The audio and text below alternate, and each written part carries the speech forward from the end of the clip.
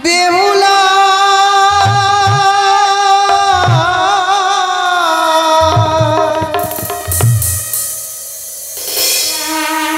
जा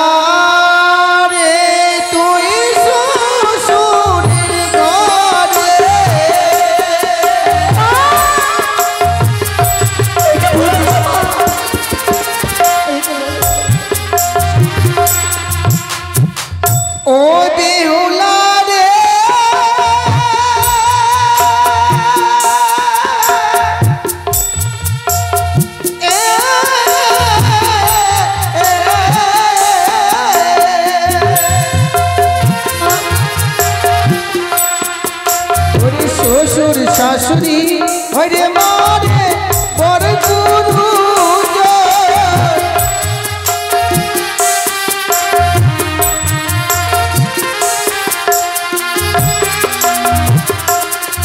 ওরে মাথায় বস্ত্র দিয়া মারে করিবে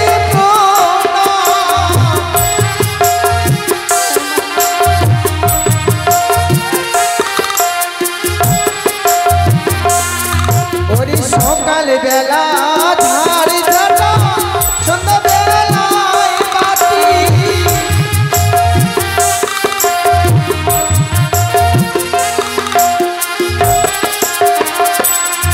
ওরে সেয়া করে প্রসব করে লক্ষ্মী সরস্বতী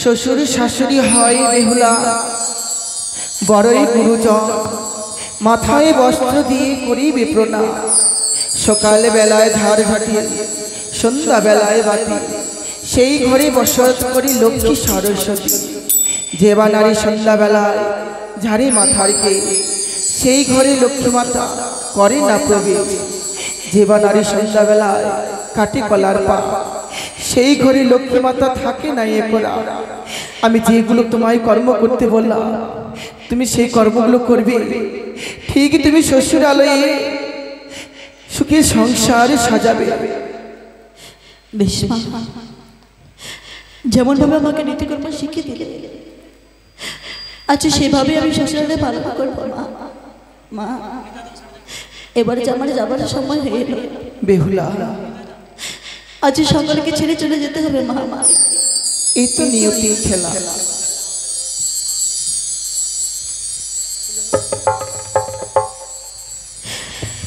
আমাকে ভালো করে সময় দেওয়া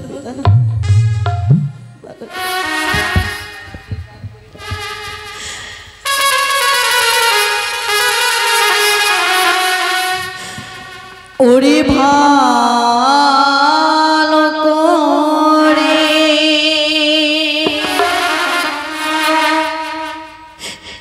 শোবেদা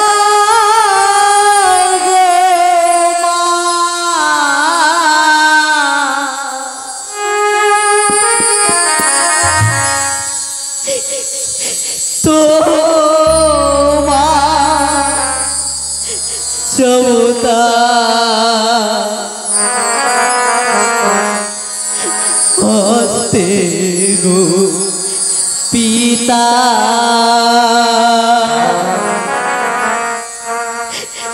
তোমার যা মোতা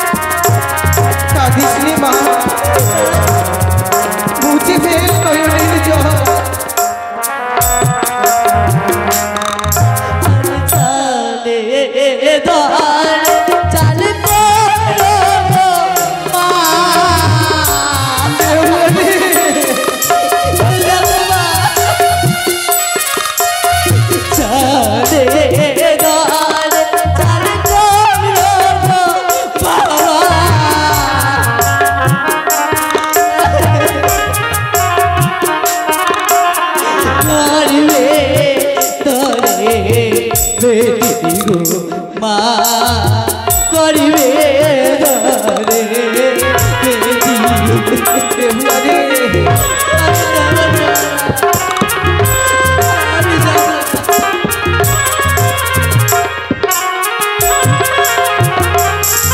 ওরকে করিবে লক্ষ্মী পূজা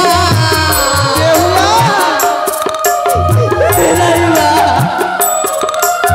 কে করিবে লক্ষ্মী পূজা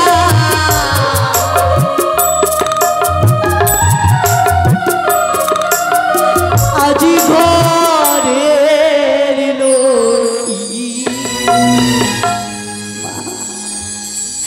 আমি চলে যাই গো মা চলে যাই এই উজানে নগরের সকালে মায়া পড়ে থাকে করে চলে যাই মা আমি শুনেছিলাম নাকি যেই সন্তানের মস্তকে একবার পিতা মাতার হাত উঠে চলে যায় সেই সন্তানের উপরে এই পৃথিবীর সমস্ত বিপদ এসে মাথার উপরে দাঁড়িয়ে যায় আর যেই মাতা পিতারে চরণ আর তার আশীর্বাদে সন্তানের মস্তকে দেয় তারা সর্বদাই ছত্র ছায়া হয়ে সবই বিপদ আপদ থেকে রক্ষা করে মা মা আমি যদি কোনো ভুল টুটি করে থাকি নিজের সংসার বলে ক্ষমা করে দেবে ক্ষমা করে দেবে প্রাণ ভরে আশীর্বাদ করলাম মা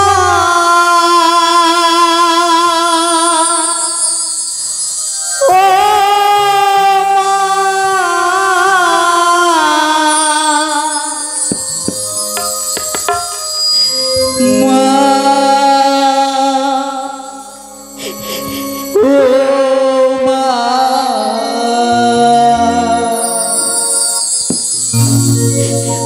ভগতো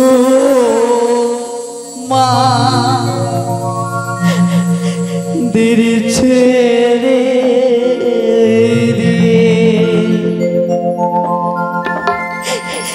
যাও মা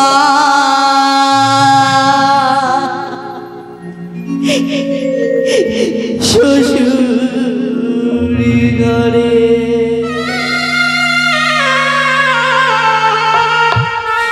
মাগো তোমা দে ছেড়ে যাব মা শ্বশুর ঘরে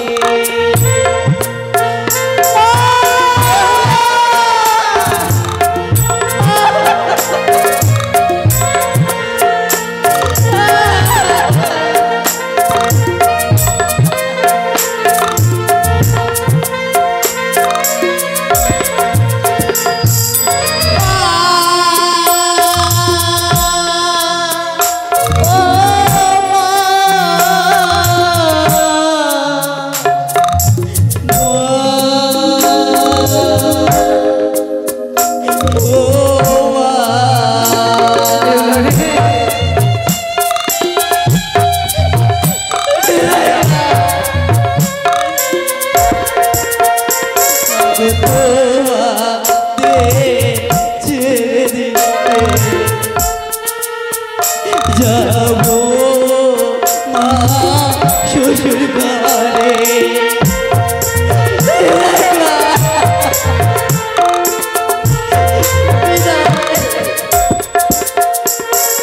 কাকে বলবো মা বলে কাকে বলবো বাবা বলে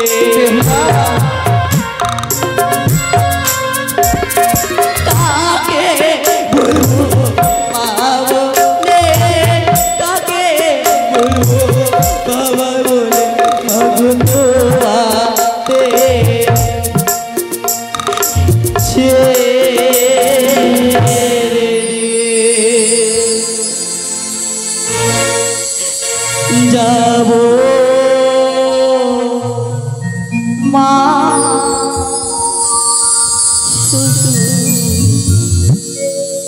বলে বিহায় মহাশয় আর বিলম্ব নয় এই বিবাহ স্বাদের বিবাহ নহে বড় বিষমবাদের বিবাহ রয়েছে আমি কথা দিলাম আপনার কন্যা মা বিপুলাকে আমি শুধু পুত্রবধূ নহে তাকে নিজ কন্যা সন্তানের স্নেহ ভালোবাসা আদর দেব তার সকল দায় দায়িত্ব আমি গ্রহণ করে নিলাম।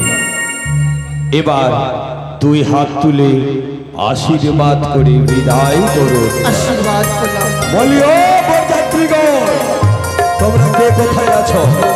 আমি এখন রোজানি হতে চম্পানি পথে গমন করছি। বলো জয় জয় শিব শঙ্করী জয়।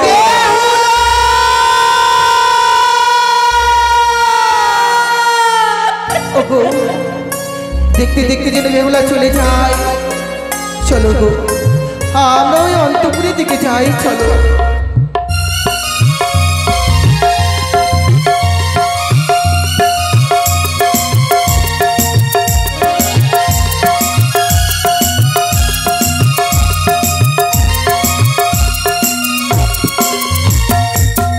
ওরে লোখাই বাবা, চম্পানিতে তোর মায়ের কাছে তোদেরকে সাক্ষাৎ করিয়ে হ্যাঁ, চম্পানিতে তোর মা জননী তোকে বরণ ডালালয়ে বরণ করে দুই হাত তুলে আশীর্বাদ দিয়ে বিদায় করেছে খোকা।